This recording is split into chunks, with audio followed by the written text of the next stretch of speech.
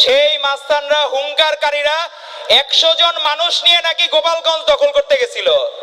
সেই 100 জন মানুষ নিয়ে দেখলাম তারা আবার ট্যাঙ্কের মধ্যে পলায়ন করে আসলো। ডক্টর ইউনূস সাহেবরা কতদিন আপনাদেরকে আদর করে এই পার্টি বাঁচিয়ে রাখবে? ডক্টর ইউনূস সাহেবরা তারা দেখেন আজকে শহীদ ইউসুফ, শহীদ ইমন, শহীদ রাসেলের মতো ছাত্র দলের 142টা পরিবার আছে। আপনি কখনো বলছেন যে এই এক ছাত্র দলের ক্রেডিটকে আপনারা দিয়েছেন কোনোদিন? 1,500 শহীদের মধ্যে এই ছাত্র দলের প্রায় 150 শহীদ, আপনারা কোনোদিন কিন্তু ক্রেডিট দেন নাই। কিন্তু আমরা কিন্তু আপনাকে সম্মান দেই।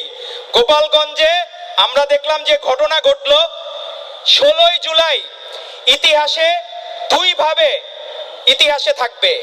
প্রথম ভাবে থাকবে 16ই জুলাই 2024 আবু সাঈদ আর অসীম আকরামের 2 হাত প্রসারিত করে মৃত্যু, বিরচিত মৃত্যু।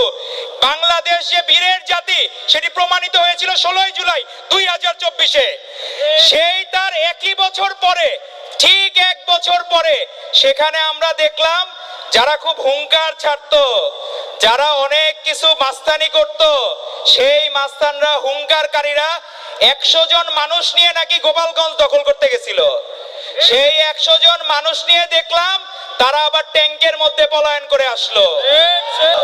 আপনাদের সেই জায়গায় আমরা দেখলাম আবু সাঈদের হাত প্রসারিত করে বিরচিত মৃত্যু, আরেকদিকে দেখলাম আপনাদের হাত গুটিয়ে পলায়ন। সেই পলায়ন কিন্তু বাংলাদেশের মানুষ ভালোভাবে নেয় নাই, কারণ আপনারা আমাদের কাছে বীরের আসনে ছিলেন।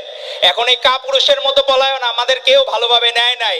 বাহ্যিকভাবে মানুষজন বিবেচনা করবে, সেই হামলার আমরা তীব্র নিন্দা জানাই।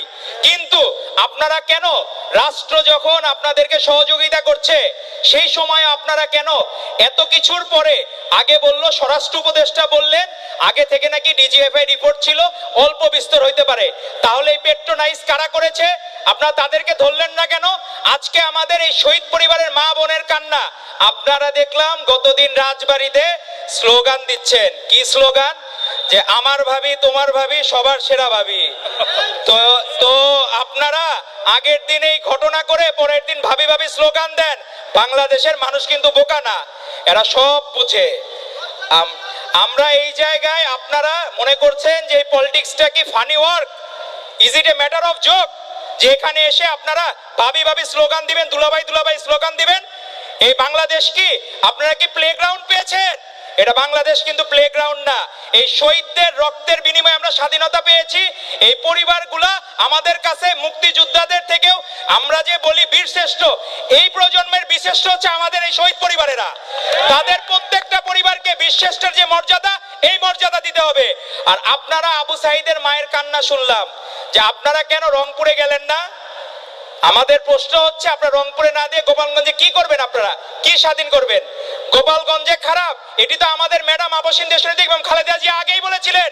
সেই সময় আপনারা যখন রাষ্ট্র আমাদের বিরুদ্ধে ছিল, প্রশাসন বিরুদ্ধে ছিল, ইভেন বাসার একটা দারোয়ান পর্যন্ত সে 500 টাকা 1000 টাকার লোভে ছাত্রদল, যুবদল, স্বেচ্ছাসেবক দল, বিএনপি নেতাকে ধরিয়ে দিত। ওই মুহূর্তের আপনারা আমাদেরকে টল করেছেন যে আমরা কেন বালুর ট্রাক সরাইতে পারি নাই, আমরা কেন 28 অক্টোবর। এখন কেমন লাগে? এখন বুঝেন রাজনীতি কাদের? রাজনীতি এই দেশে আমাদের ভারপ্রাপ্ত চেয়ারম্যান জনাব তারেক রহমান যে 7ই জানুয়ারি ডাবি নির্বাচনে ডাক দিয়েছিলেন, মানুষজন তো সেই দিনই লাল কার্ড দেখিয়ে দিয়েছিল। তো রাজনীতি কি এত সহজ? মানুষের মনে আগে জায়গা করে নিন। মানুষের মনে জায়গা না করলে আপনাদের বারবার বিতাড়িত হতে হবে। বারবার গোপালগঞ্জ থেকে আপনাদের বিতাড়িত করেছে, যার আমরা অবশ্যই প্রতিবাদ জানাবো।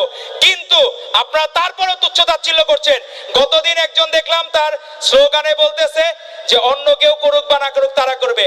আপনি ভাই নিজের আগে ফ্যামিলিটারে, এই আপনার যে নতুন রাজনৈতিক দল নিবন্ধন পায় নাই, 43,000 পৃষ্ঠার নথিপত্র দিয়েও যারা ওকে পায় নাই, মানে আপনার ক্লিয়ারেন্স পায় নাই রাজনীতি করার, তারা নাকি আবার আবদার জানায় শাপলা পাইলেই জিতবে আর কোনো মার্কা পাইলে জিতবে না।